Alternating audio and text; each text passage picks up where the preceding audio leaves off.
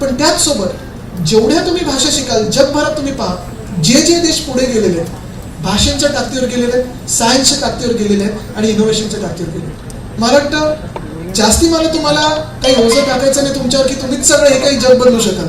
जग बदलण्याची प्रत्येकाला गरज नसते. आणि म्हणून मी सांगतो, जेवढं तुम्हाला झेपतं, जेवढी तुम्हाला आवड आहे तेवढंच करा.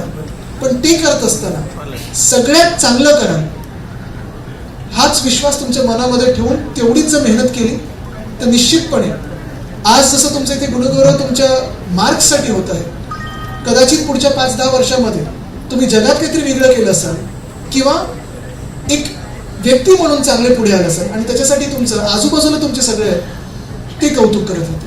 मी तुम्हाला पुन्हा एकदा शुभेच्छा देतो आणि तुर्तास इथे थांबतो. धन्यवाद. जय हिंद, जय महाराष्ट्र. धन्यवाद.